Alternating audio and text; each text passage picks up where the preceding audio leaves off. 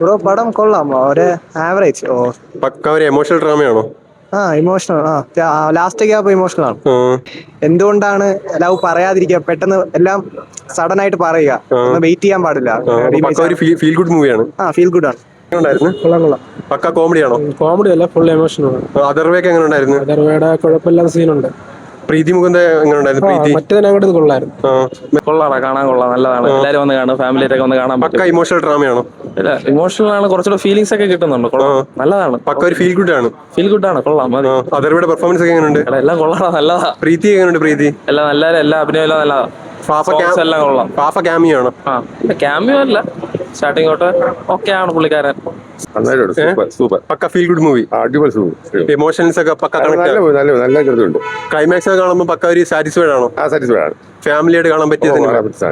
അതർവയുടെ performance ഒക്കെ കിട്ടില്ല.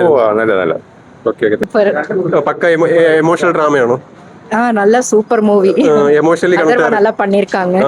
பாக்கி ஃபாஸ்ட் எப்படி இருக்கு? ஐயோ செம்ம. பிரீத்தி எப்படி இருக்கு? எல்லாருமே சூப்பர், எல்லாம் அவங்க கேரக்டர் சூப்பரா பண்ணிருக்காங்க. ഓക്കേ, എങ്ങനെ ഉണ്ടായിരുന്നു? കുഴപ്പമില്ല, നല്ല പടം. പക്ക ഒരു ഇമോഷണൽ മൂവിയാണോ? കുഴപ്പമില്ല, നല്ല ക്ലൈമാക്സ് നല്ല വിഷമം വരുന്നുണ്ടോ? ഇഷ്ടപ്പെട്ടു. ഇഷ്ടപ്പെട്ട്. നല്ല സ്റ്റോറിയാ. ക്ലൈമാക്സ് ഒക്കെ കൊടുത്ത പൈസ വർത്താണ്. അടിപൊളിയായിട്ടാ.